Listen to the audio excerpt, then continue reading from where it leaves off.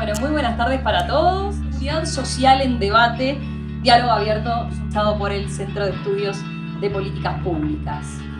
Ustedes saben que el próximo 27 de octubre, junto con las elecciones nacionales, se podrán en consideración dos plebiscitos. Uno, el que nos convoca, el que promueve una reforma constitucional sobre el sistema jubilatorio. El tema obviamente ha generado mucho interés, mucho debate. Muestra de esto es que ustedes hoy estén aquí en la sala y estoy segura de que, bueno, de que los participantes, este destacado panel que tenemos aquí, va a aportar y a fundamentar entonces argumentos para enriquecer esta discusión. A grandes rasgos, recordarles la papeleta blanca, que es la que justamente la Corte Electoral estableció para quienes acompañan esta iniciativa. Establece, por un lado, la eliminación de las AFAPs, de las administradoras de ahorros de fondos previsionales, ya que se prohíbe el sistema de ahorro individual con fines jubilatorios. Estos fondos pasarán a un fideicomiso, según se establece en el propio texto. También se establece que las personas tendrán derecho a la causal jubilatoria común a los 60 años de edad y 30 años de servicio, con lo cual, entre otras cosas, se modifica uno de los aspectos que se había establecido en la reforma previsional reciente. Se indica también en el texto de la reforma que ninguna jubilación ni pensión podrá ser menor al valor del salario mínimo nacional y, por otro lado, a su vez, establece que ninguna modificación del régimen de seguridad social puede derivar de una pérdida de derechos respecto a lo consagrado en la ley de 1995, aquella la que estableció las AFAPs, ni con la reforma de 2008 con los ajustes que se le hicieron. Así que, teniendo en cuenta ya lo que es brevemente, por lo menos el contenido, o en síntesis, a grandes rasgos, lo que es lo que plantea esta reforma constitucional sobre el sistema previsional, es que voy a darle la palabra ahora y a convocar aquí al estrado a Joaquín Forrisi, que es coordinador justamente del Centro de Estudios de Políticas Públicas, y luego nos vamos a trasladar allí para comenzar la discusión. Joaquín, adelante. Bueno, buenas noches, gracias a todos por acompañarnos. Más convocatoria de la que esperábamos y eso es muy bueno. Inicialmente agradecer al panel, Isaac Alfie, a Juan Cereta, a Daniel Olesker y a Diego Gamarra por aceptar tan amablemente la invitación. También a Ramón Magó, a MSL Group y a la BATSA por apoyar esta instancia. Antes de pasar al panel, queríamos contarles brevemente en qué está el CEP hoy, cuál es nuestra motivación y en qué estamos trabajando. El CEP se constituye como una institución que promueve la discusión y generación de políticas públicas contemplando aspectos económicos y sociales, crecimiento económico inclusivo, defensa de la democracia y de los valores republicanos. En ese sentido, en primer lugar, nos motiva a generar instancias que enriquezcan el debate público, haciéndolo plural, pero profundo y fundado. Entendemos que una verdadera democracia, en términos sustantivos, requiere que la ciudadanía esté informada y comprometida con la discusión de la cosa pública. Desde nuestra visión, Uruguay enfrenta un desafío de sostener crecimiento económico equilibrado, crecimiento económico con inclusión social. Desde nuestra perspectiva de la Agenda de Investigación Económica, nos guía la profunda convicción de que el crecimiento económico es la base indispensable para una sociedad moderna. Nuestra agenda está orientada a poder promover un sector privado dinámico, un clima de negocios estable que cimente la inversión con crecimiento, así como también generar condiciones de competitividad para las empresas y que éstas puedan vender al mundo. Al mismo tiempo y con la misma importancia, entendemos que una sociedad desigual no es deseable ni sostenible, porque la desigualdad implica exclusión social. En ese sentido, el Estado debe ser capaz de limar las asimetrías de bienestar básico de todos los ciudadanos, lo que implica igualdad de oportunidades en los puntos de partida y también condiciones de dignidad para todos aquellos que no tuvieron oportunidades en su nacimiento. En definitiva, ser capaz de crecer en una sociedad cohesionada. Nada de esto puede ser logrado en un Estado paquidérmico y deficitario. Por eso entendemos que el Estado debe ser vigoroso, con orientación estratégica, obstinado en la sostenibilidad de sus finanzas y eficiente en la prestación de servicios públicos. Un Estado del que los uruguayos podamos sentirnos orgullosos. Sobre nuestro segundo objetivo, que tiene que ver con la calidad democrática, entendemos las dificultades que están enfrentando los Estados para lograr satisfacer las necesidades de los ciudadanos en términos democráticos. El Latinobarómetro muestra que en América Latina el 50% de los ciudadanos no consideran que la democracia sea el mejor sistema de gobierno para 2023. Si bien es cierto que Uruguay tiene una de las 25 mejores democracias del mundo plenas, es algo que entendemos debemos velar y cuidar.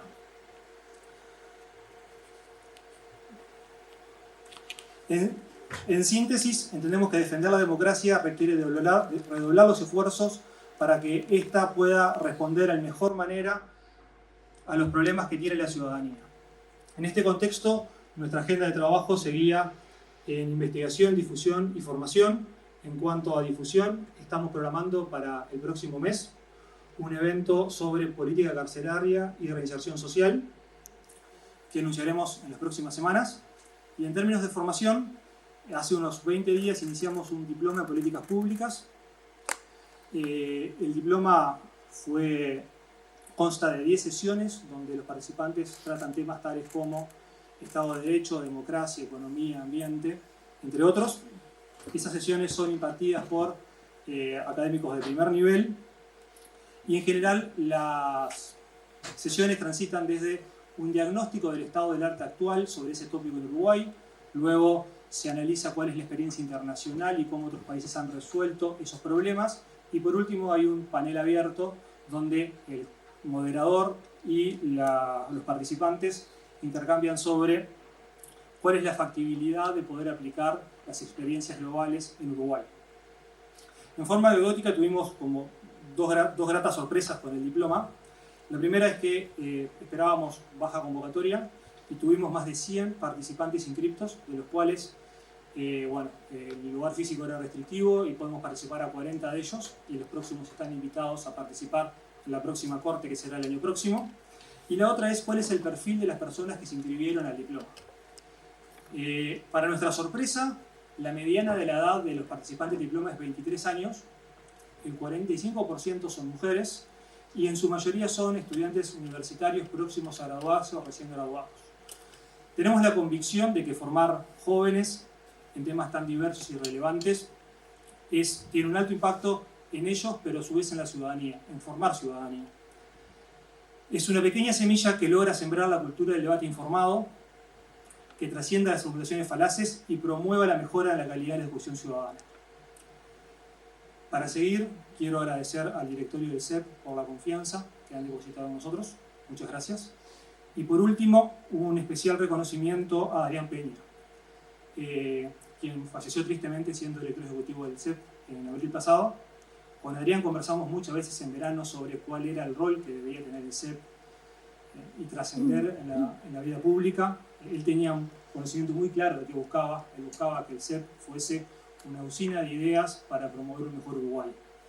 Bueno, Adrián, en esto estamos. Gracias.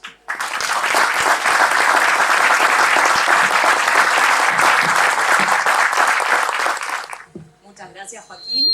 Bueno, yo voy a pasar a presentar a quienes nos acompañan.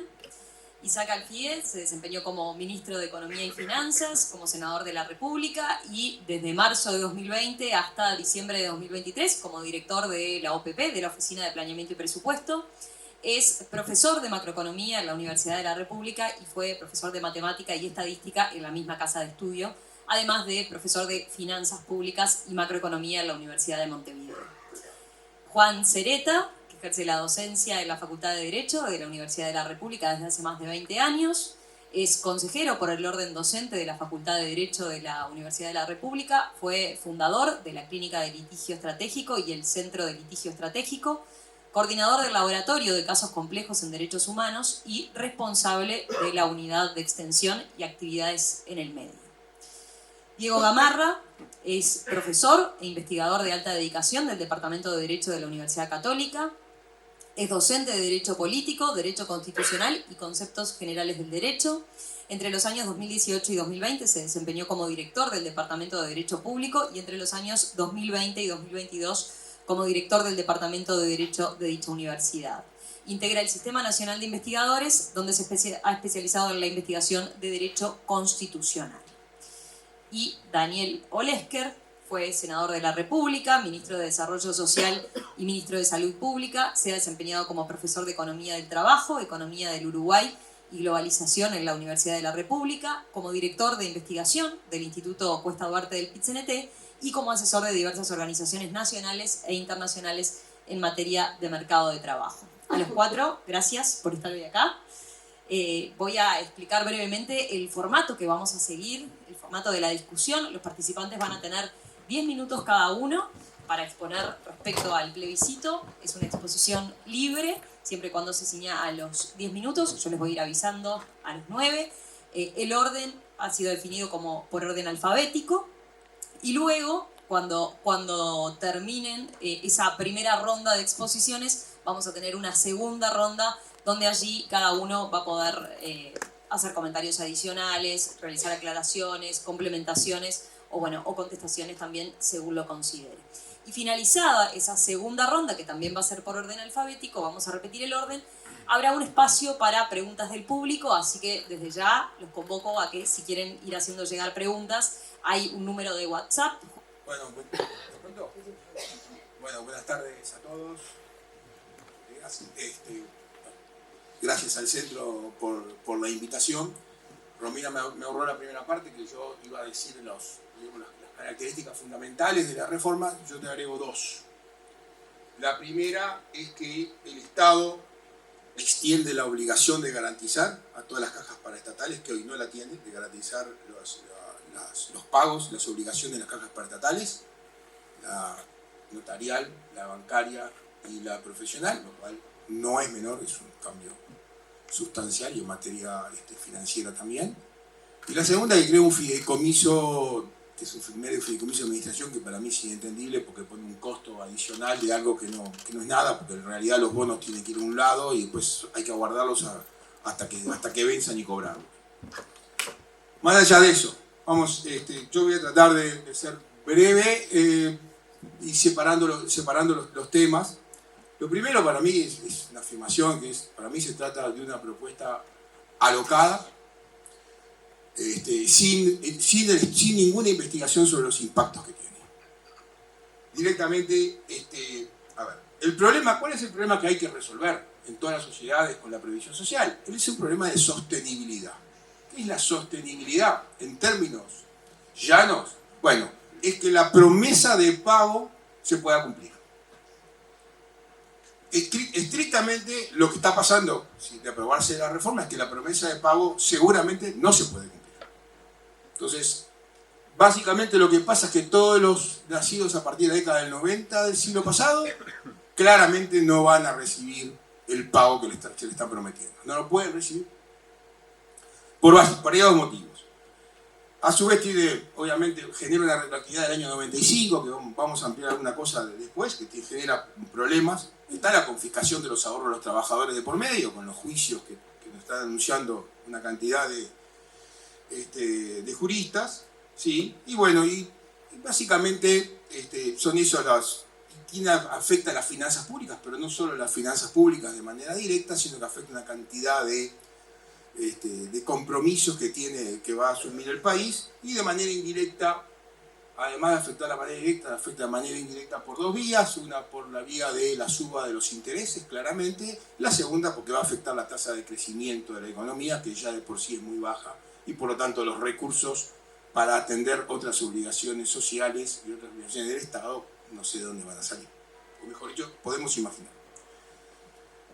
Yo lo que diría ahora, voy a decir los debes de la reforma, aparte de este concepto general. ¿Cuáles son los debes particulares? El primero, para mí fundamental, es: la Constitución no es para aspectos operativos. Y acá hay unos aspectos operativos. Los aspectos operativos puestos en la Constitución rigidizan todas las cosas. Por lo tanto, particularmente yo siempre estuve en contra. Es más, no voté siquiera reformas constitucionales en las cuales podría estar hasta a favor, porque rigidizaban el ordenamiento jurídico. No toman en cuenta la esperanza de vida, factor fundamental en lo que estamos hablando. Ni la esperanza de vida actual ni la futura, la que nos dicen los médicos.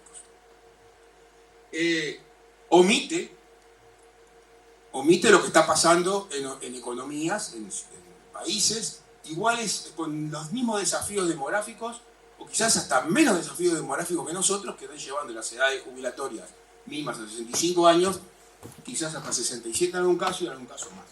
Lo están omitiendo, o sea, los demás no lo hacen porque les gusta, seguramente los hacen porque justamente la promesa de pago de la sostenibilidad tiene que cumplirse.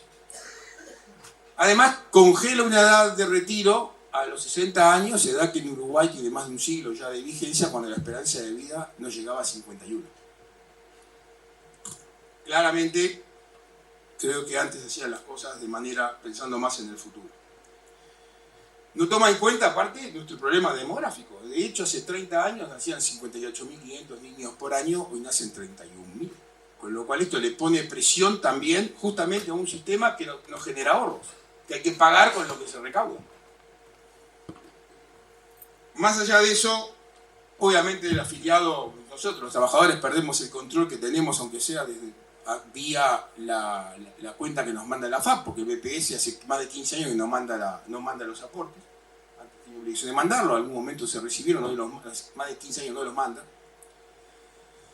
Deja fuera, obviamente deja sin efecto la reforma de la caja bancaria y notarial, que entre otras cosas afecta a la voluntad de las partes, que las reformaron, modificaron su edad de retiro a 65 años, cambiaron determinados parámetros, lo deja totalmente afuera. ¿Sí? Deja también en consideración algo básico que tiene que ver con la previsión social, que es la relación entre el salario y la pasividad. Con ciertos mínimos, como en todos lados, pero lo deja totalmente fuera del análisis, fuera de diríamos, de lo que debe ser. Naturalmente que esto pone incentivos al retiro, entre otras cosas porque el haber que fija mínimo implica que una persona cuyo promedio jubilatorio, de acuerdo a la ley del 95, los últimos 10, con un límite de los mejores 20 más 5%, cuando da hasta 49.000 pesos, no importa cuánto tenga de salario, va a ir por un único valor. ¿Ah? Por lo tanto, una gran cantidad de personas lo único que van a hacer es tratar de evadir lo más que se pueda, llegar con los años justos, no como la reforma que se puso, que es donde cada peso vale. Y la anterior también valía, ahora vale más cada peso con esta reforma que se hizo. Obviamente tampoco considera que el salario mínimo cuando uno es activo, tiene más descuentos, se rondan el 20% que de la pasividad, que ronda el 4,5% aproximadamente. ¿Sí? Bueno, se incorpora al sistema de transición de la ley del 95, que es un sistema más beneficioso que el general, ¿sí?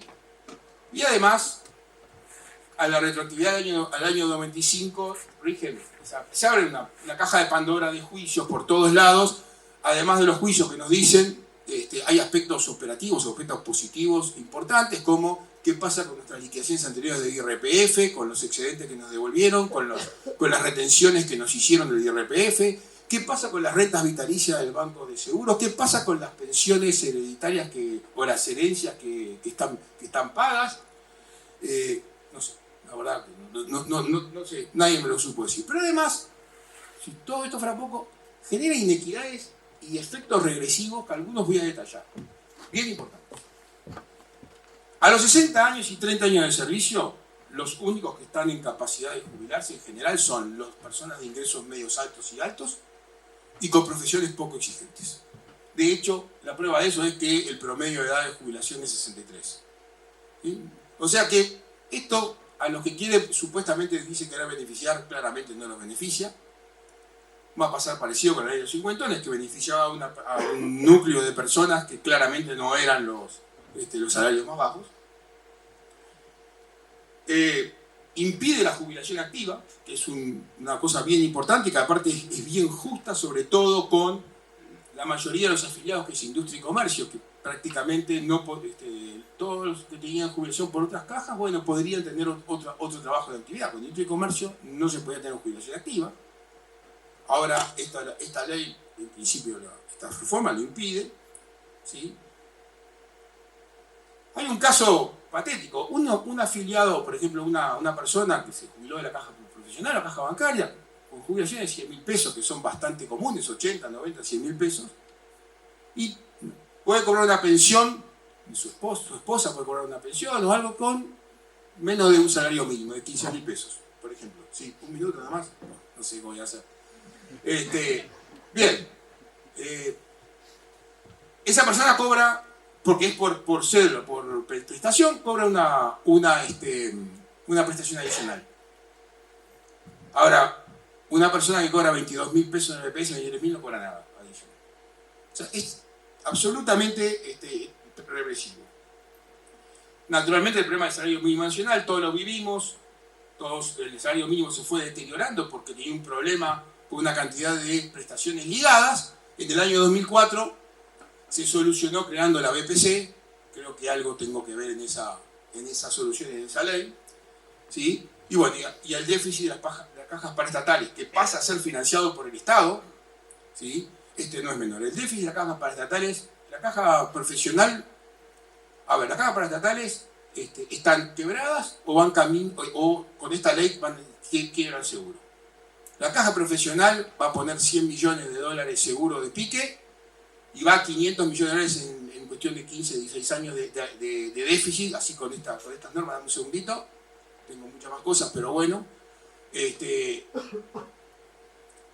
Eso lo vamos a tener que pagar nosotros. Y la caja bancaria va de 100 millones, el BP se calculó 1.040 millones, lo último, 1.040 millones, cuando le sumamos caja bancaria, caja profesionales, militar y policial, no van a ser menos de 1.400 millones de pique y 4.000 millones en menos de 20 años. 5 puntos del producto. Después, en los 5 minutos, voy a tratar de poner otras cosas. Gracias. Gracias, Alfie. Vamos con Sereta ahora.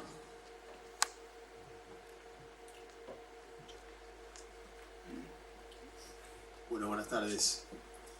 En primer lugar, agradecer a la organización la invitación que nos cursara. Es un gusto compartir este espacio para conversar este tema. Lo primero que debo advertir a la audiencia es que mi perspectiva sobre este tema no representa a ningún partido político, no representa a ninguna agrupación, no representa a ninguno de los lugares donde me desempeño profesionalmente. Y bueno, y apenas representa la opinión de una persona, de un ciudadano como cualquier otro. Pero seguramente esté teñida de mi experiencia en el consultorio jurídico, en el que hace 25 años que estoy, y también de la labor en la clínica de litigio estratégico.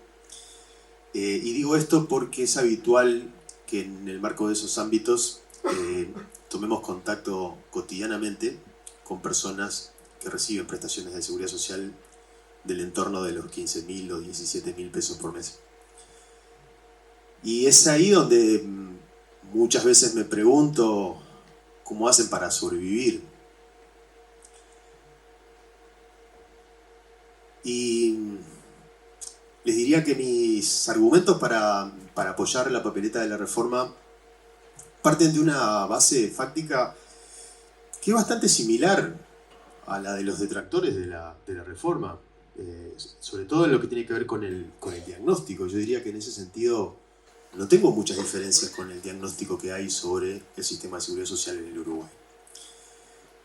En lo que seguramente tenemos diferencias es en las soluciones que requiere este problema, o por dónde buscar las soluciones. Por mi parte, resulta inaceptable que para financiar un sistema de seguridad social en el Uruguay sea necesario exigirle a la gente que trabaje hasta los 65 años o sostener que 308.000 personas cobren menos de un salario mínimo, como ocurre hoy. Si ese es el costo de la sustentabilidad del sistema, me animo a decir que el sistema es moralmente insustentable. Si es necesario que 308.000 personas pasen hambre para que el sistema se financie, yo la verdad que prefiero empezar a construir otro sistema. Como decía recién, es evidente que este sistema requiere una reforma. Y como ninguna de las reformas que se han hecho la de la década del 90 y las actuales, parece considerar estos extremos que para mí son inaceptables, es que creo que hay que establecer bases como puntos de partida para la reforma del sistema. Y lo que la papeleta refleja, a mi modesto entender, son esas bases que la gente no está dispuesta a tolerar que se vulneren. La trabajadora doméstica no está dispuesta a tener que seguir trabajando después de los 60 años. Los que reciben 17.000 pesos por mes no están dispuestos a seguir pasando hambre. Y eso es lo que hay que cambiar. En este sentido, mi perspectiva es que vamos hacia un trabajo, hacia un mundo del trabajo cada vez menos humano. Caminamos hacia un mundo del trabajo donde la tecnología cada vez ocupa más lugar. Caminamos hacia un mundo del trabajo donde la inteligencia artificial pasa a ser protagonista. Por lo tanto, vamos hacia un mundo que genera más riqueza con menos trabajo humano. El sistema que tenemos y las reformas que se han hecho solamente ponen el foco en el trabajo humano como modo de financiación de la seguridad social. A mi juicio hay que empezar a pensar en un nuevo modelo donde no todo se construya a través o a propósito del salario de los trabajadores. Esto está vinculado a la propia historia de la seguridad social. Históricamente, el capitalismo en sí, por sí solo, nunca dio una satisfacción a la seguridad social. Nadie le paga en el mundo capitalista, como hoy es el 99,9% del planeta, nadie le paga a un trabajador por no trabajar. Por no trabajar cuando está enfermo, por no trabajar cuando está viejo, por no trabajar cuando se accidentó. Ahí es que nace la seguridad social. Nace justamente para compensar esos momentos donde el sistema capitalista no da respuesta adecuada. Y es por eso que entiendo que los sistemas puramente contributivos o eminentemente contributivos, porque recordemos que el artículo 67 de la Constitución en la redacción actual no es 100% contributivo como se financia la seguridad social. Establece ya en su texto la garantía, digamos, o el aporte del Estado por otras vías. Pero a mi juicio caminamos hacia un mundo donde es imposible seguir pensando que esto se va a financiar exclusivamente con una lógica contributiva. Y cuando ya veíamos que esto era un problema en la década del 80, aparecieron las AFAPs como solución mágica y todo lo que nos prometieron escasamente se cumplió. Hoy tenemos un 81,3% que percibe de la AFAP menos de 11.300 pesos mensuales. Un 74% cobra menos de 8.490 pesos mensuales. Un 61,4% cobra menos de 5.660 pesos mensuales. Y un 41,8% cobra por la AFAP menos de 2.830 pesos mensuales. Podríamos incluso encontrar gente que recibe de la AFAP 200 pesos mensuales. Es por eso que entiendo que surja esta iniciativa popular para modificar el artículo 67 de la Constitución. Recién Alfie decía, no es un buen consejo establecer tanto detalle en el texto constitucional, es mejor que aparezcan ahí enumerados los derechos en términos más genéricos, que después el legislador se encargue de establecer el detalle por vía legislativa y más adelante incluso la administración por vía de decretos o resoluciones. Yo no discrepo con esa lógica. El problema es que cuando el sistema político no da las respuestas que la gente reclama, la garantía que queda es establecer una barrera infranqueable para el sistema político que no ha dado las respuestas esperadas. Y esa barrera infranqueable está en la Constitución. No hay otro camino que permita asegurar determinadas bases como estas 3 bases que la reforma plantea y que son bastante simples.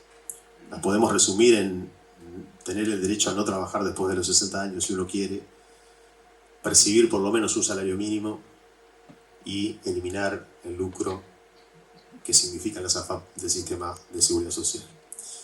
Por lo tanto, lo de establecer detalles o no establecer detalles en la Constitución es una cuestión relativa, es una cuestión que debe considerarse o analizarse, a mi juicio, en cada lugar, en cada espacio, en cada momento y en cada sociedad. Y les diría que hasta es inversamente proporcional a la confianza en el sistema político. Una sociedad que confía en las soluciones que el sistema político trae no necesita establecer estas salvaguardas en el texto constitucional. Por eso creo que la respuesta ha sido la de la iniciativa popular. Por otra parte, solemos muchas veces pensar que las constituciones son textos eminentemente jurídicos, técnicos o puros desde el punto de vista técnico. No comparto esa visión.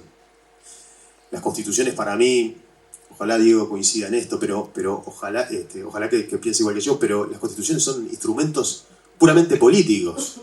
Tienen definiciones políticas y tienen la realidad política de un pueblo en un determinado momento.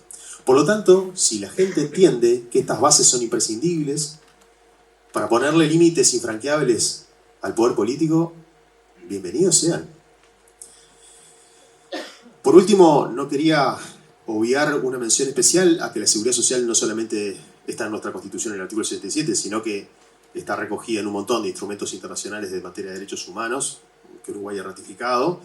Simplemente mencionar, está en el artículo 16 de la Declaración Americana de Derechos del Hombre, en el artículo 9 del Protocolo de la Declaración Americana, en el artículo 26 de la Convención Americana de Derechos Humanos, en el artículo 9 del Pacto de Derechos Económicos, Sociales y Culturales.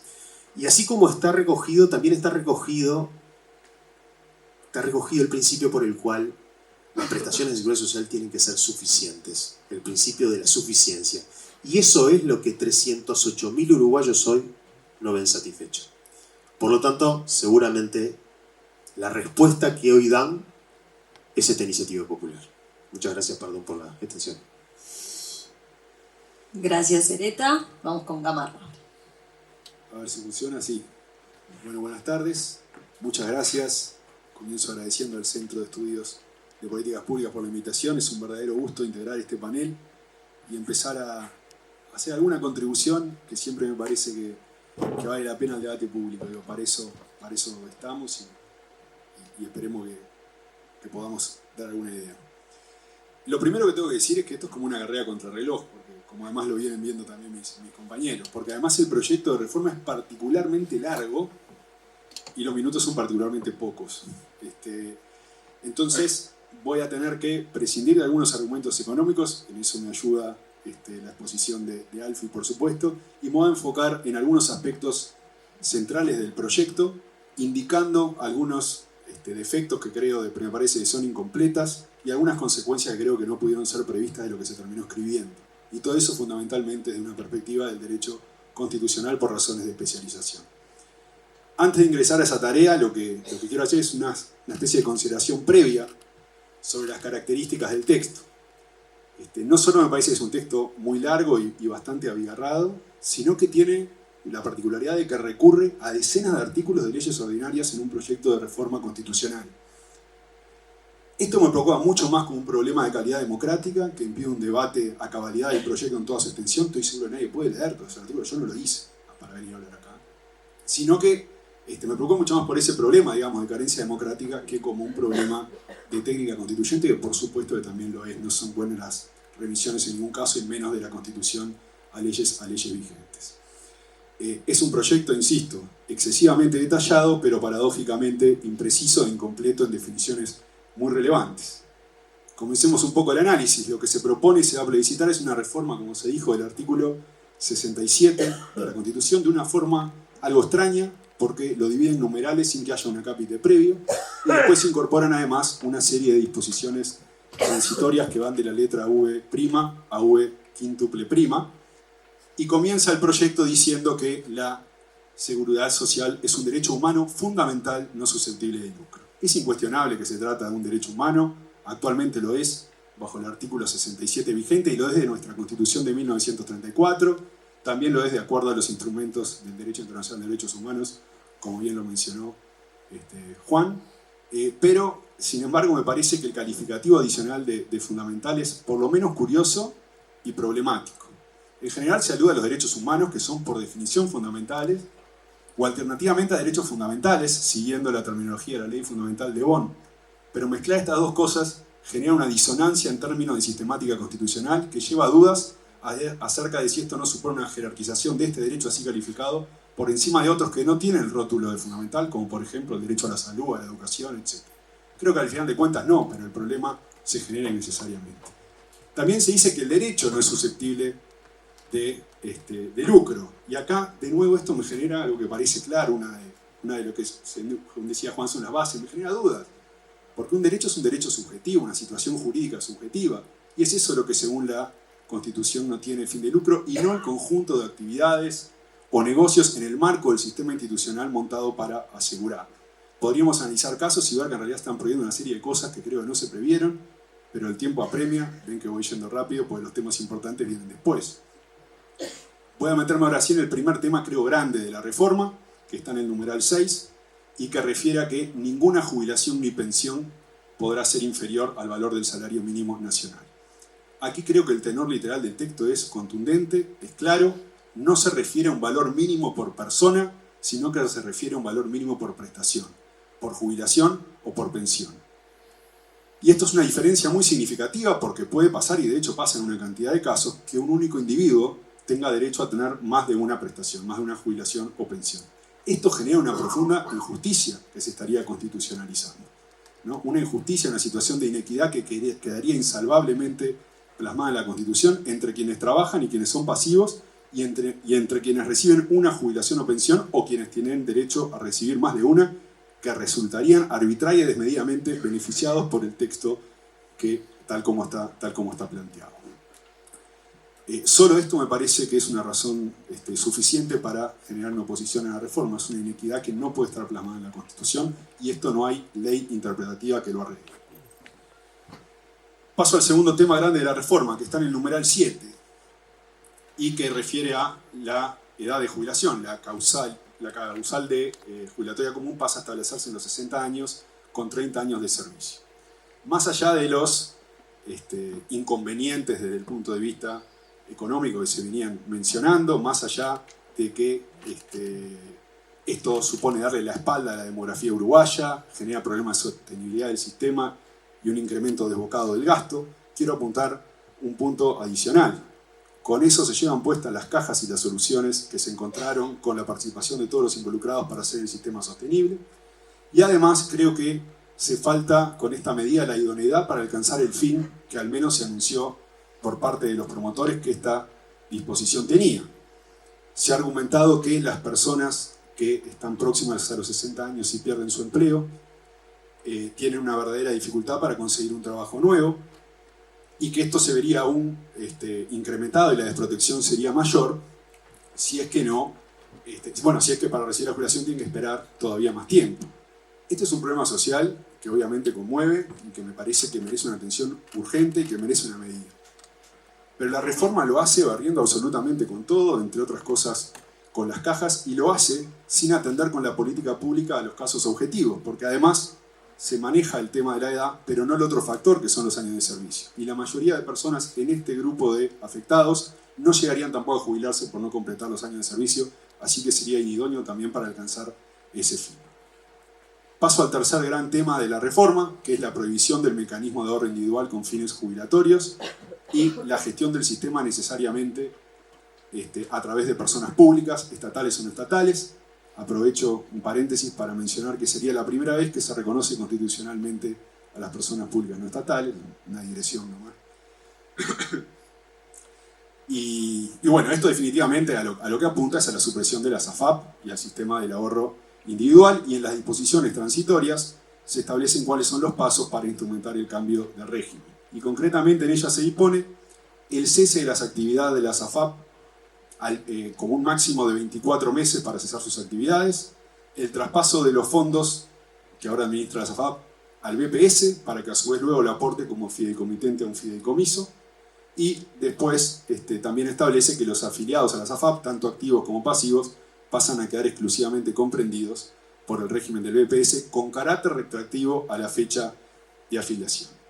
Algunos comentarios sobre estos pasos para instrumentar el cambio de régimen y sus dificultades.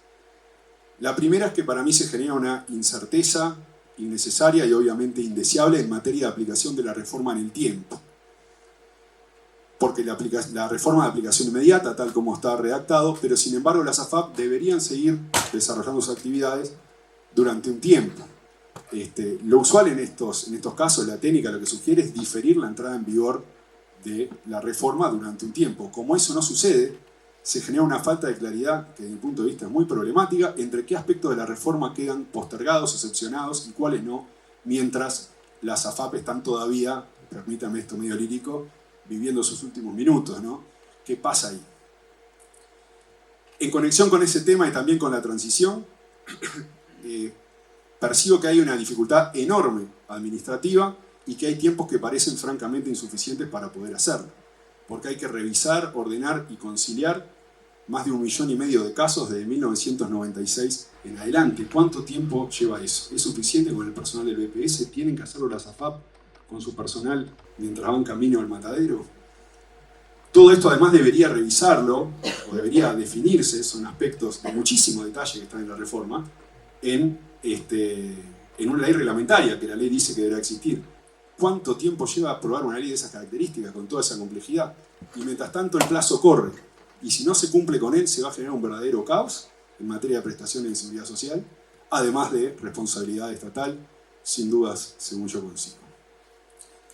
Un último gran punto, y voy a tener que guardarme alguna cosa para los últimos 5 minutos, que en su momento apuntó Pasquet y creo que tiene razón. Hay una omisión enorme en la medida en que no se determina quiénes son los beneficiarios del fideicomiso y por lo tanto no se conoce el destino de los fondos de esos, no sé si he hablado de 22.000 o 24.000 millones de dólares, no se conoce su destino. Es decir, sabemos que el fideicomiso parecería que cumple su objeto cuando se vence el plazo de las inversiones que en su momento realizaron las AFAP, pero no sabemos qué sucede después. Lo probable es que se aporten al BPS para sostener, aunque sea durante un tiempo, el sistema, pero lo cierto es que la conclusión no dice nada y es una omisión enorme, pese a ser muy detallada. Es decir, que la Constitución de alguna manera habilitaría a que de un plumazo, por una mayoría legislativa, se disponga el gasto, vaya a saber uno con qué propósito, de 24.000 millones de dólares. De momento voy cortando porque fui corriendo para tratar de abarcar puntos y ya estoy en la hora. Y me queda por abordar otro tema que me parece crucial, que es el de la responsabilidad del Estado por acto constituyente, si es que después me lo permite. Muy bien. Oleska. Bueno, muchas... Hola. Hola. Bueno, muchas gracias por la invitación. Es un gusto estar aquí en una sala tan llena. Yo voy a reflexionar sobre 3 cosas que tienen que ver con las tres medidas que están planteadas, las 3 acciones que están planteadas en la papeleta. Y quiero decir previo, como contexto, que parto de la base que hay un punto central en esta discusión, más allá de las técnicas constitucionales y legislativas, si estamos de acuerdo o no con estas 3 medidas. Y yo particularmente estoy de acuerdo. Estoy de acuerdo con que las jubilaciones mínimas crezcan, estoy de acuerdo con que haya una posibilidad de retirarse a los 60 años con un mecanismo de estímulos para el retiro posterior y estoy de acuerdo que el lucro no exista en la seguridad social. Como tampoco existe cuando construimos la reforma del Sistema Nacional Integrado de Salud, donde las instituciones con fin de lucro quedaron afuera. Salvo las que ya estaban, pero no recibían subsidios estatales. Así que yo estoy de acuerdo con las 3 medidas. Ahora voy una por una. Me parece que no es posible decir que no hay argumentos sólidos para que aquí hablemos de personas y no de prestaciones. No lo creo. Creo que hablamos de personas, porque el sujeto beneficiario de la seguridad social son las personas. Por lo tanto, solo estamos... Por algo el BPS, cuando le solicitan la información, hace 2 proyecciones. Hace una proyección por persona es una proyección por prestaciones. O sea, desde el BPS se legitima eso. Y eso muestra que, bueno, obviamente estamos hablando de unas 300.000 personas o de 500.000. Estamos hablando de personas. No hay inequidad horizontal en este terreno, porque quien tenga una jubilación muy alta y una prestación muy baja no va a entrar en el paquete. No entra, porque este es el punto central. Y en ese sentido, está bien que las jubilaciones mínimas igualen el salario mínimo. Quiero decirlo al pasar, que hoy la diferencia es 18%. Era 80% cuando se unió al Frente en 2005. O sea, la jubilación mínima era el 20% del salario mínimo. El salario mínimo no cayó, creció muchísimo, sin embargo la jubilación mínima alcanzó a estar 18%. Y si los ajustes transitorios de julio de la jubilación mínima no se hubieran descontado en enero, como se hicieron en estos 4 años, estaríamos en el 8% de diferencia. Digo esto porque en el contexto, esto es plata, y la diferencia cambia significativamente. Entonces, sobre el primer punto, queda claro que es justo, que es posible, ahora después voy a hablar del costo, y que estamos hablando de personas que están abajo de incluso la línea de pobreza, que para un hogar de una persona anda en 20.000 y algo, y con esto pasaría de estar debajo a estar por encima. Segundo punto, el de los 60 años. Lo primero que hay que decir es que la reforma no elimina la posibilidad de que la gente siga trabajando. Lo que le da es un derecho a los que luego no pueden seguir trabajando.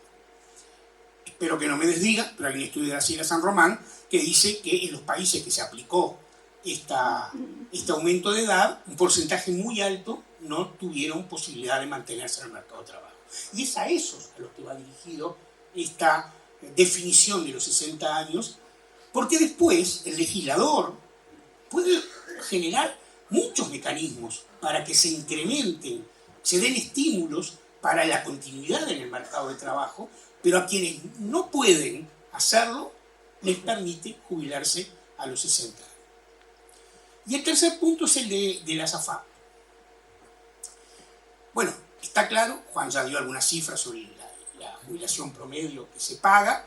Es verdad que todavía estamos en una etapa en la que los jubilados por el sistema AFAP todavía son muchos menos de los que van a ser en el futuro. De cualquier manera, con la cohorte y la muestra que tenemos, muestra que está muy por debajo de valores jubilatorios razonables.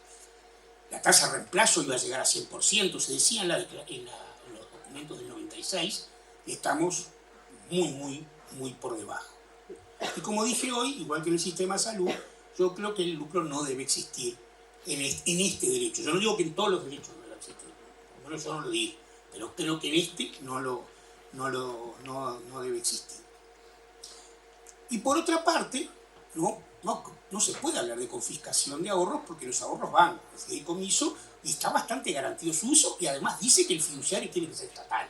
O sea, hay una cantidad de garantías. Yo entiendo que la papeleta es un poco larga y que a veces, no para los que estamos acá, no para los que estamos acá, puede ser de lectura difícil, pero está claro que está garantido esos recursos desde el Estado.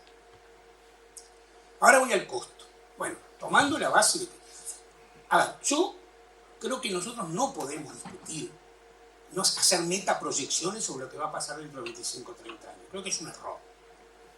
Yo le contaba antes de empezar que nosotros construimos la reforma de salud con una serie de supuestos por el cual el ingreso de los niños al sistema iba a costar $75 millones. En 3 años, el aumento relevante del salario real, que hizo que el aporte obrero patronal creciera mucho, terminó costando de rentas generales $42 millones. Entonces, no sirve hacer metaproyecciones que finalmente ponen una cantidad de supuestos que no sabemos si se van a cumplir dentro de 30 o dentro de 50 años. Lo que sí podemos saber del costo es cuánto cuesta en el 2025, cuando, ganada la reforma, deba igualarse la jubilación mínima con el salario mínimo. Y esos son $462 millones. Mejor dicho, lo eran en el 2023. Como en el 2024 el salario, la jubilación mínima aumentó más que el salario mínimo, es muy probable, si hacemos, yo hice una regla de 3 simple, entiendo que las reglas de 3 simple en esto no funcionan, pero acertan, serían entre 380 y 390 millones de dólares y no 462, como había estimado el BPS, obviamente con los datos del 23. Y quiero terminar, me quedan algunos temas para presentarla, pero quiero terminar con una reflexión que acá no se planteó, pero se escucha mucho, y es la contradicción entre los niños y los viejos. Y me parece que está mal planteada esa contradicción, porque acá no hay traslado de dinero a los sectores mayores de 65 años per se. No, hay un traslado de dinero a los sectores de 65 años y más que ganan menos de un salario mínimo. O sea, es a eso lo que va.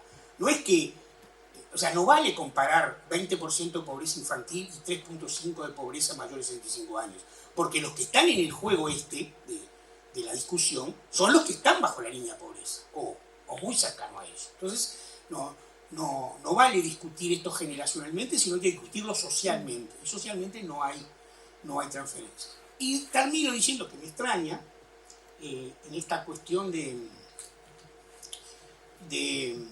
la discusión sobre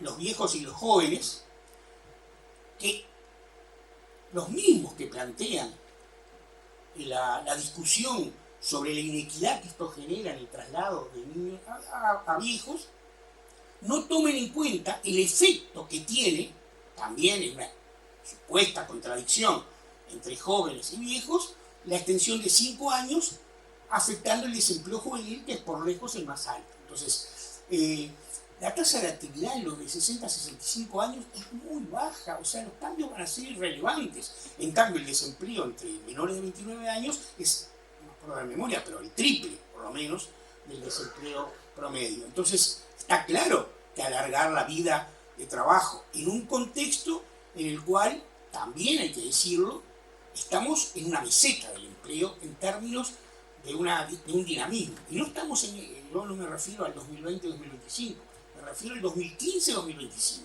Después de una gran expansión del empleo hasta 2014, hace 10 años que estamos en una meseta. Y con esa meseta de empleo, extensión del horario, de la edad de trabajo, vamos a tener muchísimos más problemas que van a ser un poco menos, porque nacen menos niños, va a ser un poco menos, eso es verdad, pero va a ser relevante igual. Entonces, creo que la reforma ataca, es conceptualmente válida, ataca 3 problemas centrales, es sostenible, porque estamos hablando de costos inmediatos absolutamente sostenibles. Pensemos que estos 460 millones son el 0,6% del PBI o el 1,9% del presupuesto quinquenal gastado, del presupuesto anual gastado en 2023. Entonces, no parece que haya una cosa que rompa la sostenibilidad del sistema. Y sobre el futuro habrá que irlo evaluando, porque, repito, no me gustan las metaproyecciones que tienen demasiados supuestos y finalmente no sabemos en qué van a terminar. Me quedan algunas cosas para hacer la vuelta, pero quería enfocar estos 3 puntos. Perfecto. Probando, sí. Muchas gracias a los 4 porque fueron muy respetuosos realmente con el tiempo. Quiero recordarles a ustedes que está la posibilidad de hacer las preguntas pasándolas al celular 092-877-590. Allí la formulan. Recuerden que después, cuando termine esta segunda ronda, vamos a tener entonces esa instancia para las preguntas del público y para poder trasladárselas a los participantes. Vamos ahora sí con los 5 minutos de esta segunda vuelta. Comenzamos de vuelta por aquí.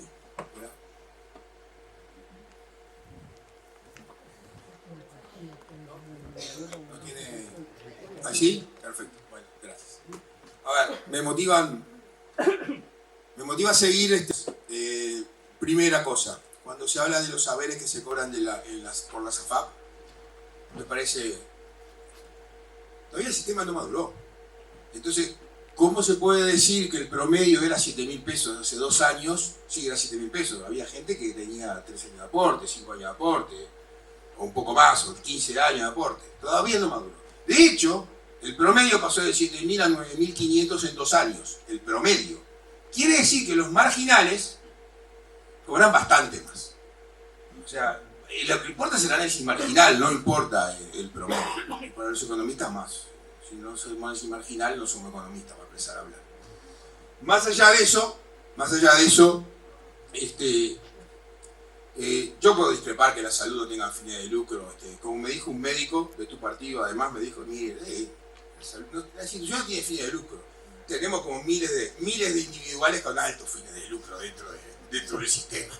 ¿Sí? Eso es lo que prestamos el servicio. Eso fue lo que me dijo. Pero bueno, yo creo algunas cosas, varias cosas. Los efectos económicos, más allá de esto creo que los que redactaron la ley no tienen ni idea de a dónde va el sistema. El sistema nuevo, la ley nueva, prácticamente garantiza en el 100% de los casos que las jubilaciones van a ser mayores a un salario mínimo nacional por el complemento mínimo solidario y como está hecho, como está diseñado. Y además, no comprende que hay una relación básica entre años aportados y años de retiro, porque si no, no se puede pagar entre las dos cosas. Entonces, si la base es el salario mínimo, mira, el sistema nuevo lo soluciona. El problema es, entonces vamos al otro punto, 60 años aportados con años de retiro. Más allá de esto, solo con que nos ganen algunos juicios de confiscación, que yo creo que vienen al galope, miren lo que pasó en Argentina, ¿sí? El país va a meter 14, 15 puntos más de deuda sobre el producto. Yo creo que hay un tema que es claro. El FAP es el Fondo de Ahorro Previsional. Del Fondo de Ahorro Previsional, el Estado se financia claramente, pero se financiaron privados también, en infraestructura, en escuelas, CAIF, cárceles, carreteras, energía, etc. Todo eso va a desaparecer, eso cae la tasa de ahorro definitivamente. El Estado se va, de por sí, aunque no nos quiten el grado de inversor, que yo creo que demora poco en quitar el grado de inversor, porque nos lo dieron por esto en su momento y nos ampliaron el grado de inversor por esto en su momento, eso va a subir directamente los intereses que todos van a pagar. Yo le digo que aparte del efecto del BPS van a haber fácil en 4 o 5 años no menos de 400 millones de dólares adicionales por año, solo de carga de intereses. Solo de eso. Y hay que financiarlo. Pero además, este mismo esquema, donde uno pierde el grado de inversor, donde tiene más carga de interés, donde tiene más dificultades, lo que lleva a esa tasa de crecimiento que tú decías, Daniel, la tasa de crecimiento va a seguir siendo baja, puede ser negativa, porque además, ya sabemos cómo es esto, lo vimos en Argentina, pero no solo lo vimos en Argentina cuando eliminaron el FAP, lo vimos en Uruguay, que hizo lo mismo en la fin de la década del 50 y principios del 60, que se comió todos los ahorros que tenían, bueno, no llamaba Banco de Previsión Social, no sé cómo se llamaba la caja de jubilación en aquel momento. Es exactamente lo mismo, el esquema se sabe y termina como termina Argentina ahora, con jubilaciones mucho menores a las que se dice defender porque no es sostenible, pero además sin crecimiento, con muy poco crecimiento. Uruguay tuvo un periodo larguísimo de estancamiento, entre otras cosas, por sus desequilibrios fiscales, ¿sí? Que termina con menor empleo y menor salario.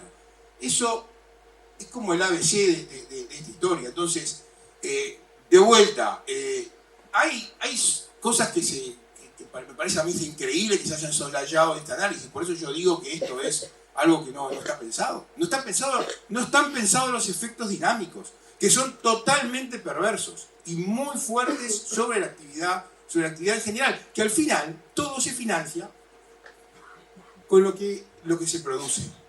El dinero no viene de los árboles, la riqueza no está, la riqueza hay que generarla, la riqueza se genera, no está disponible.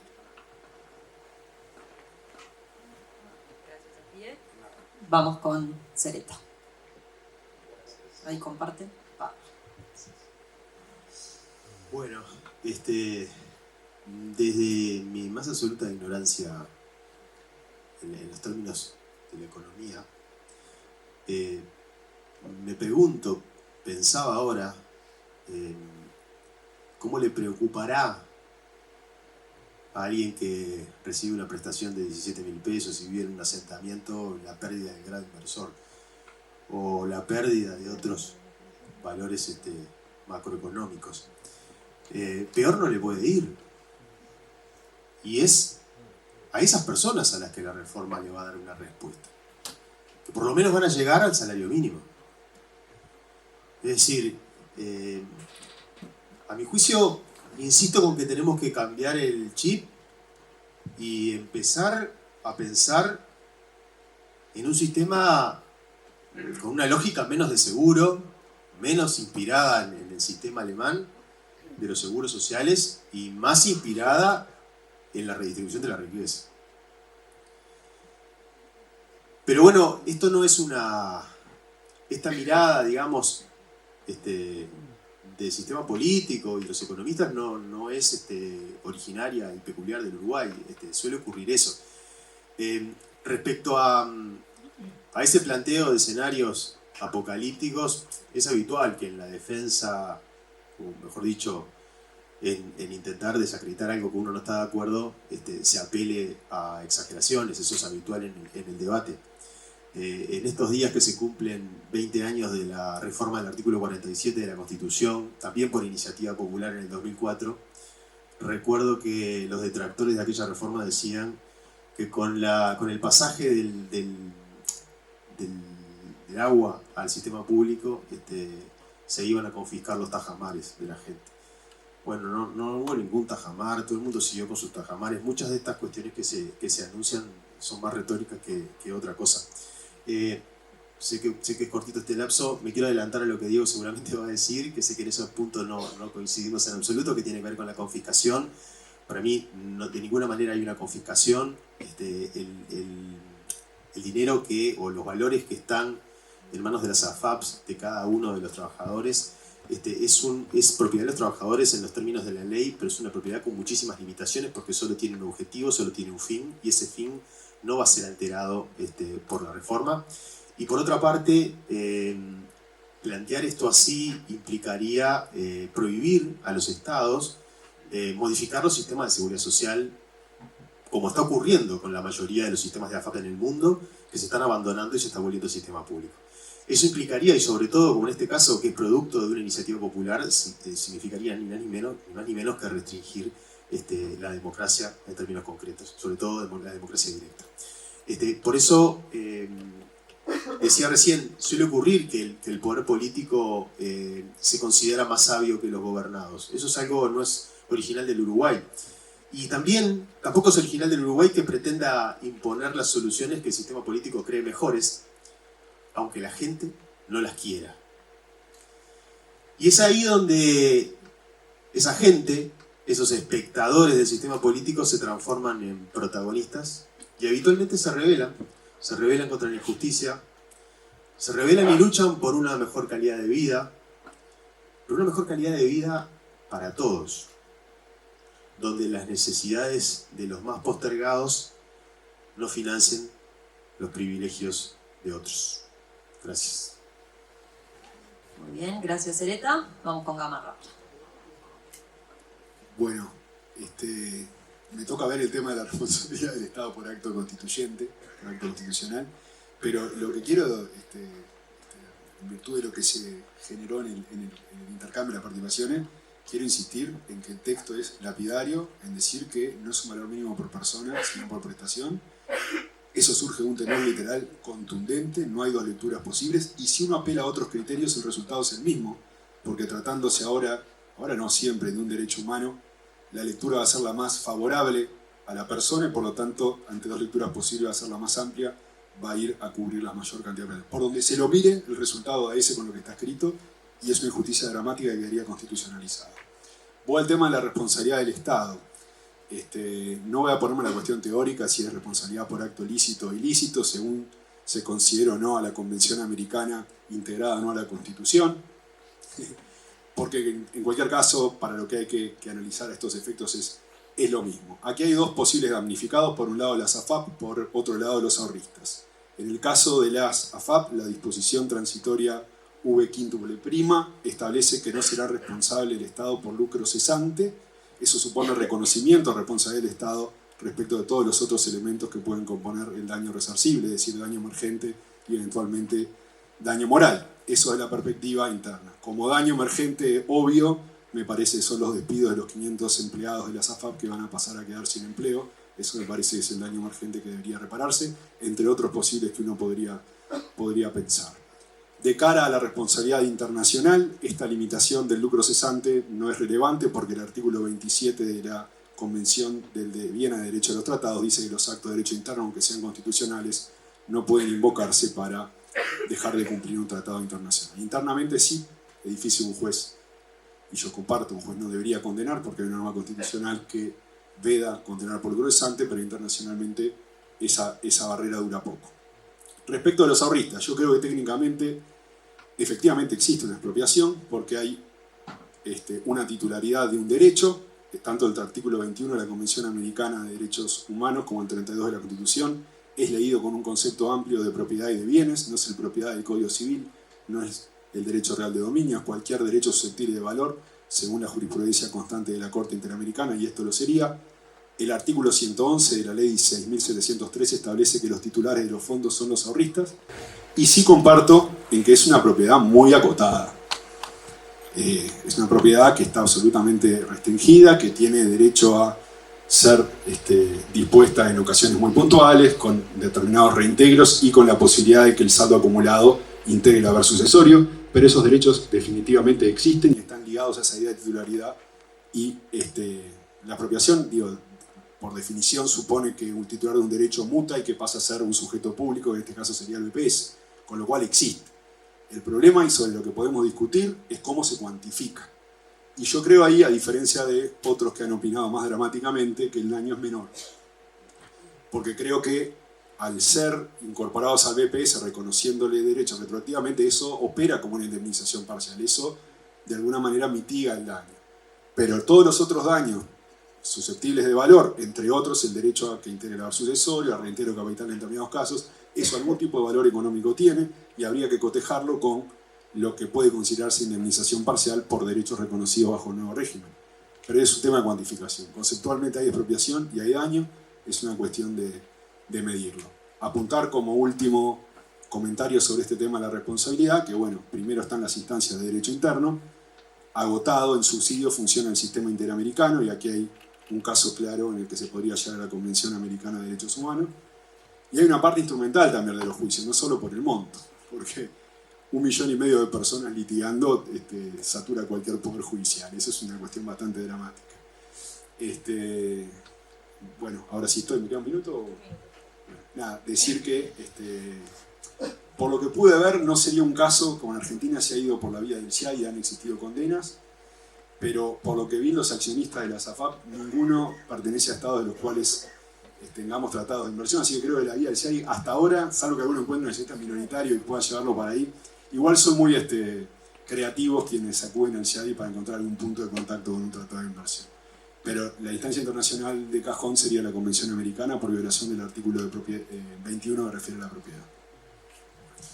Muchas gracias, Gamarra. Vamos ahora con Olesker.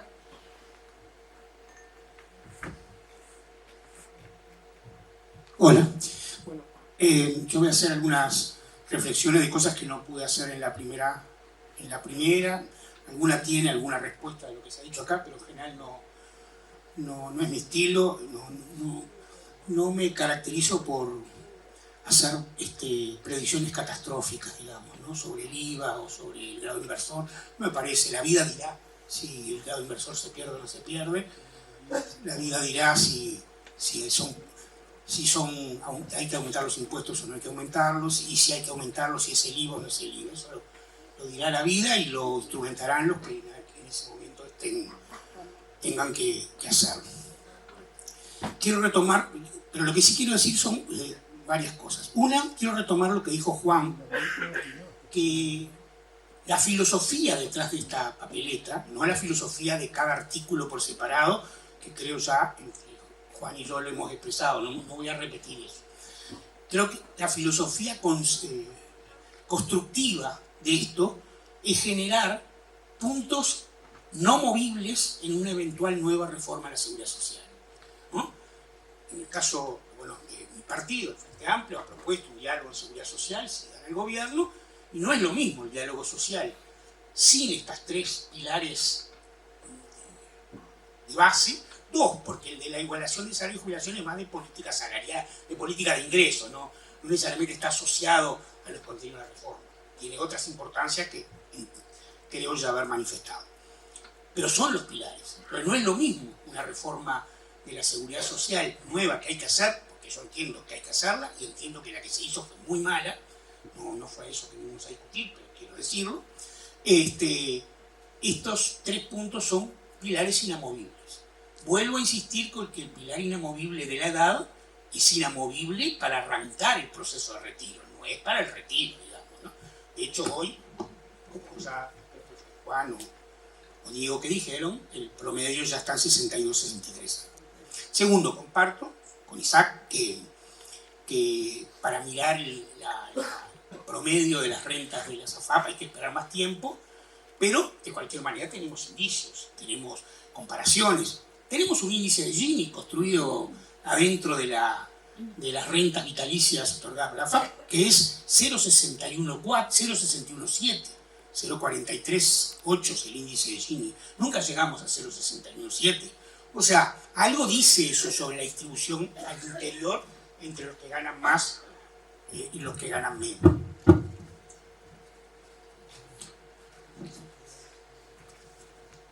Lo siguiente que quiero decir es que también, igual que me extrañaba esto de que se hable mucho de la contradicción con los niños y poco con los jóvenes, según lo que ha pasado, los países con sistema FAP pasaron de 30 a 18. O sea que eso me da, según la cuenta, menos 12. Y yo lo único que siento hablar es de Argentina. También, seguramente en Argentina hay cosas para aprender. Pero hay 11 países más que dejaron la FAP. Sabemos lo que pasó en esos países, sabemos si hubo juicios, sabemos si fueron al CIADI, sabemos. No sabemos, yo por lo menos no lo sé. Y en vez de hablar de los 12, hablamos de uno.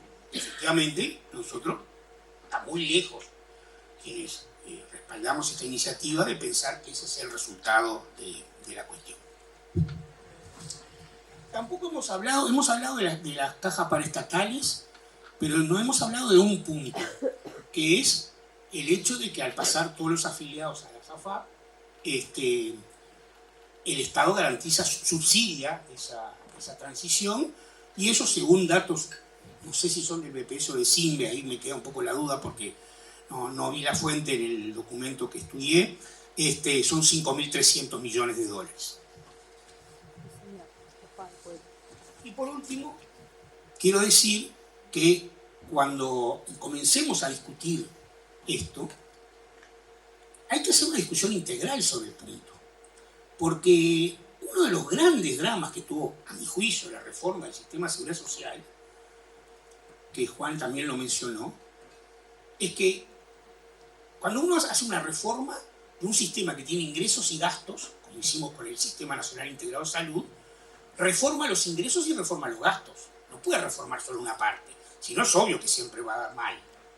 Y acá no hay ninguna reforma de los ingresos, ni de los ingresos genuinos, ni de los ingresos adicionales que Rentas Generales puede dar, ni de un tema que es vital, a mi juicio, que son las exoneraciones, que hay que mirarlas. Capaz que no sacamos nada de ahí, capaz que no sacamos nada, capaz que las reestructuramos para que sean más justas y tampoco sacamos nada, pero capaz que sacamos.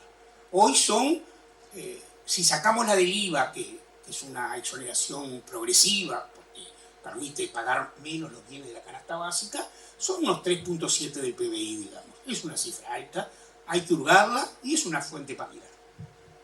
Gracias, Olesker. Bueno, han llegado un montón de preguntas, así que gracias a todos los que han mandado. A ver cuántas llegamos a poder contemplar. Vamos por Gamarra. ¿Por qué una ley interpretativa no puede solucionar el problema asociado a la redacción de mínimo, un salario mínimo por jubilación o pensión? Las leyes interpretativas, que están previstas en el artículo 85, numeral 20 de la Constitución, lo que hacen precisamente es dar una solución interpretativa cuando hay diferentes soluciones atribuibles a un texto que son razonables, cuando el tenor de las palabras lo permiten, y hay un método, es el método de interpretación de la Constitución, acuñado por Jiménez de Arecha y ayer más compartido unánimemente por toda la doctrina y aplicado por la Suprema Corte de Justicia y los tribunales, que es el método lógico, sistemático y teleológico. El tenor literal en este caso es contundente, dice ninguna jubilación ni pensión. No dice ninguna persona independientemente de cuántas jubilaciones o pensiones tenga. No deja margen. Se adiciona además que tratándose un tema de derechos humanos, como decía hoy, la interpretación tiene que ser más favorable al individuo. Entonces, si da que tiene mayor derecho, en este caso a más prestaciones, esa es la lectura que también debería triunfar. Por donde se lo agarre, metodológico, sistemático, teológico, criterio pro homine o favor libertatis, termina así y no hay margen interpretativo. El propio artículo 85, numeral 20 de la Constitución dice que las leyes interpretativas son susceptibles de ser declaradas inconstitucionales como cualquier otra. Y lo que va a suceder aplicando el método de interpretación generalmente admitido es que si llega a existir una ley interpretativa va a ser declarada inconstitucional porque, según yo concibo, no hay margen textual ni sistemático desde ningún punto de vista para interpretar otra cosa. Gracias. A ver, esta entiendo que no la aclara específicamente, pero entiendo que es para Juan Sereta. Parece claro, dice esta persona, que no se sostiene el sistema, ya sea moralmente o económicamente. ¿Cómo es que esta reforma constituye el primer paso o una base hacia otro sistema y cuáles son los siguientes pasos? A mi juicio, lo que establece la reforma son esas bases a las que Daniel hacía referencia y que todos hemos mencionado, más allá de coincidir o no. La cuestión sobre la financiación del sistema es lo que hay que rediscutir a mi juicio. Yo parto de la base, y creo que en eso tengo diferencia con los demás ponentes, de que un sistema que solo piense en lo contributivo como solución financiadora de la seguridad social no tiene más cabida ni en el Uruguay ni en el mundo entero en los próximos 30 años. Entonces, lo que sí cabe es volver a rediscutir cómo vamos a financiar en el siglo XXI la seguridad social. No seguir pensando que la seguridad social se va a financiar con la misma lógica del siglo XIX. Porque eso es lo que está fallando. En eso creo que todos coincidimos. El sistema, así como está, no funciona. La cuestión es, ¿cómo hacemos para que funcione? Para que funcione tenemos que mandar 300.000 personas a la pobreza. ¿Esa es la solución de financiación? Eso es a lo que yo me resisto. Evidentemente, el mundo actual genera igual o más riqueza que antes. ¿Qué pasa con esa riqueza? Por eso también, filosóficamente, me imagino un sistema construido como un engranaje que redistribuye la riqueza. Por eso hoy hacía un poco referencia a pensar en un sistema de seguridad social con una lógica más parecida al sistema inglés, digamos, y no tan parecida al sistema alemán original. Es decir, no como un seguro financiado solamente por los trabajadores. No sé si... Gracias, Juan. Ahora, Olesker, ¿qué opinas sobre los cambios que genera la reforma en los incentivos de las personas? Es decir, si me puedo jubilar a los 60 años a determinado monto, ¿no genera un fuerte incentivo a la informalidad? Dice. Me doy cuenta mucho de la relación del incentivo a la informalidad, porque con el actual sistema de trabajo es la edad y los años de trabajo. No veo, digamos, que ni la reforma actual ni la reforma anterior ni esto genere un estímulo a la informalidad, y tampoco por el lado del valor al cual va a llegar la jubilación mínima, porque eso va a depender. Hoy esa diferencia, como ya mostré, no es significativa para mí, ¿no? Para generar cambios de comportamiento. Si dentro de un tiempo el salario mínimo se despegara y la jubilación mínima se despegara, pero recordemos que además el salario mínimo, que es el que, bueno, ahora va a regir la jubilación mínima, así que la reforma sale, es un salario mínimo legal, que es verdad que a partir de 2004 tuvo otra lógica porque se la desligó de su costo fiscal, pero es un banquito para los consejos de salario, pero los consejos están muy por encima. O sea, hoy el salario mínimo de los consejos de salarios, julio 24, ese trabajo lo acabo de terminar hace 15 días, es 28.000 pesos. O sea, 30% por encima. Entonces, no me parece que tenga un efecto sobre la informalidad, no lo creo. Otra para Daniel. En su cálculo del costo, ¿incluye las cajas paraestatales? No, porque yo me referí exclusivamente al trabajo que hizo el equipo del BPS, que informó a los distintos grupos, en particular al equipo de representación de trabajadores del BPS, que es el costo de aumentar la jubilación al salario mínimo de manera inmediata. Es el costo anual inicial, y eso me referí con los 460 millones, que creo que por los cálculos de mi regla de tres simple, hoy están cerca de 400. Para Alfie, ¿por qué con la reforma se vería afectado el grado inversor y a qué actividades económicas afectaría en mayor grado? A ver, bueno, el grado inversor lo que no mira hoy, qué pasa hoy. Cuando uno ve si tenemos capacidad de repago de la deuda y tenemos títulos hasta el 2050 y pico, está mirando cuál es la capacidad de repago en el largo plazo, no mañana. Mañana vamos a pagar igual. En 5 años seguramente paguemos igual. Pero el problema no son 5 años. Esto es más o menos como que yo agarro la plata, me hago una bruta fiesta, la liquido toda, eso sí. Y la pago con la tarjeta se la dejo a la herencia para mis hijos y mis nietos que la paguen ellos. Eso es lo que estamos haciendo. Porque estamos dilapidando un capital de más de 30 puntos del PBI. Esa es la verdad, ese es el tema, que tenemos ahorrados todos nosotros. Entonces, claramente, así como nos dieron en el año 97 el grado inversor cuando hicimos la reforma del 95, del 96, y ahora, de los pocos países que mejoró su nota y afianzó su grado inversor en todo este lío de pandemia y más, fue Uruguay, fue por la reforma. Después de la reforma recién nos afianzaron eso. Y eso es cómo influye. Y bueno, pago menos intereses. Yo quiero resaltar este punto. No solo el pagar menos intereses. El mayor inversor institucional uruguayo hoy son las AFAP con los fondos de los trabajadores. Son los únicos que tienen fondos para financiar a largo plazo y en moneda nacional porque su pasivo va. La renta va a ser paga en moneda nacional. Entonces, es realmente los efectos dinámicos no se están previendo. Esto los efectos dinámicos más allá del salario mínimo, porque aparte del salario mínimo, ya lo reitero, con la nueva ley que introduce incentivos fuertes para seguir aportando, porque cada peso vale, porque se parte de una base y cada peso adicional uno se queda con 2/3 aproximadamente en jubilación, bueno, hay incentivos. Esos incentivos desaparecen. Dame un segundito más porque me parece que esto es súper importante.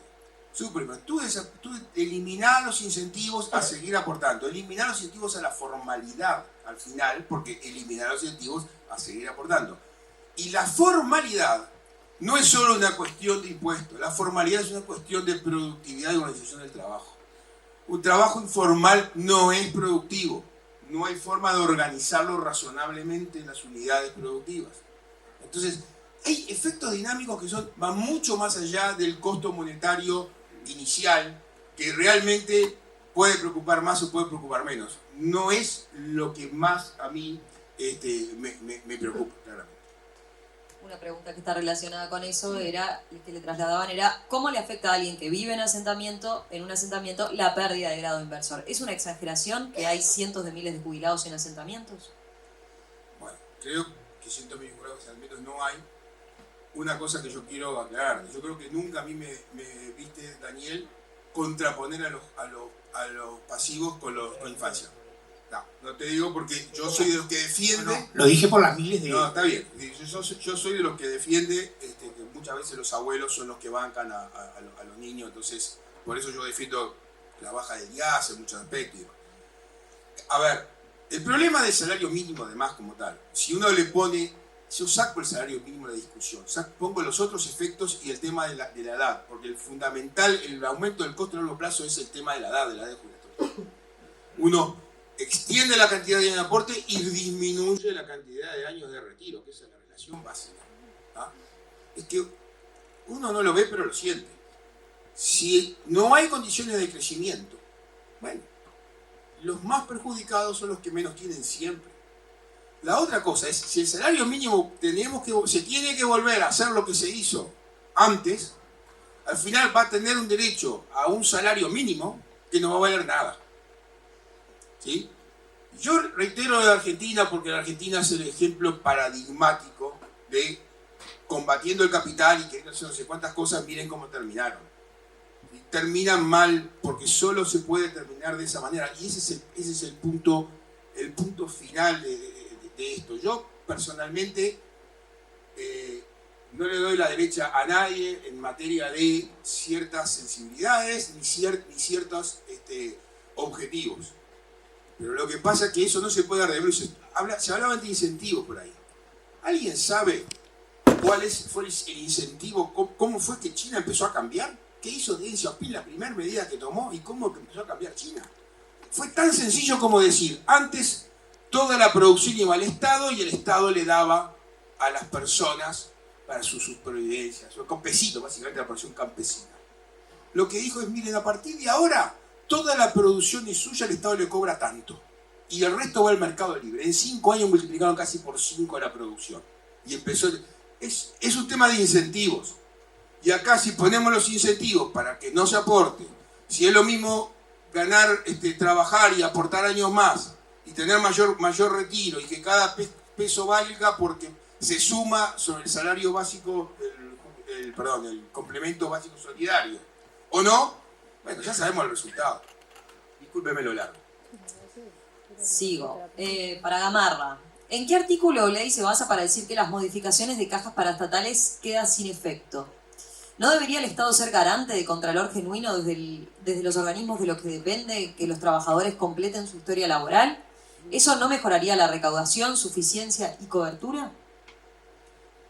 No, estoy analizando el tema desde el punto de vista de la baja de la edad jubilatoria, porque la solución que se encontró en esas cajas, para lograr equilibrarlas o financiarlas, fue aumentar la edad jubilatoria precisamente. Entonces, esa solución que contó con la participación de los involucrados, de liberación y demás, que estuvieron dispuestos a hacer ese esfuerzo, bueno, no deja de serlo, eso es obvio que es así, la tiramos por la borda y volvemos a reflotar una crisis que teníamos solucionada con la consiguiente necesidad de asistencia financiera del Estado inmediata en esos casos. Quizás Alfie pueda decir algo más acerca de los números que los desconozco, pero esto es conceptual también, ¿no?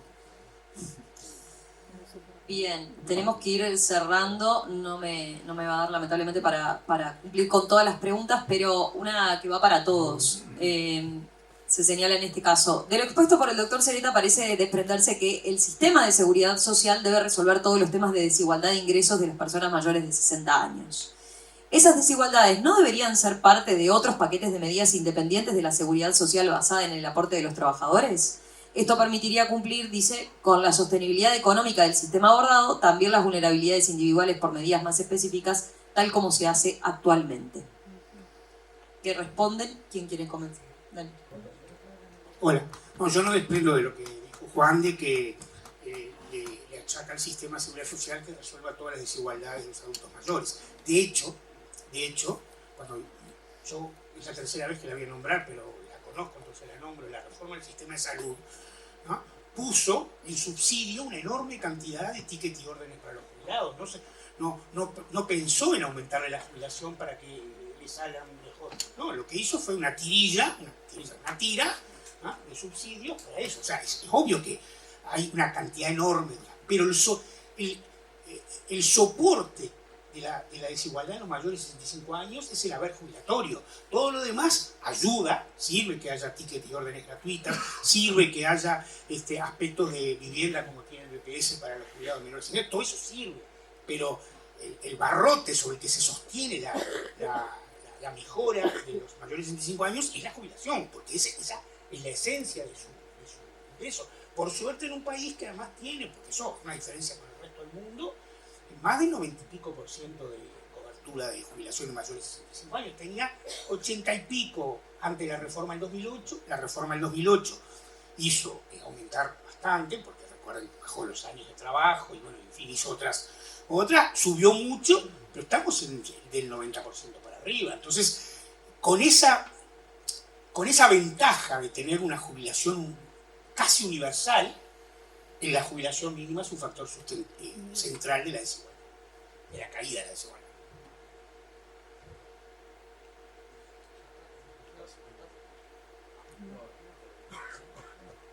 No, a ver, no es el único. Cuando uno...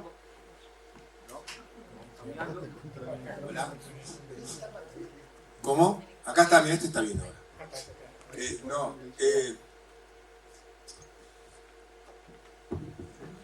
Cuando se diseñan las políticas como tales, como yo dije, primero tiene que tener incentivos correctos.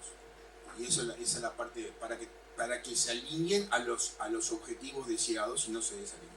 Pero claramente no es solo la previsión social como tal, que es lo que estamos hablando ahora, la previsión social, no la seguridad social en su conjunto, digamos, el que puede solucionar todos los temas.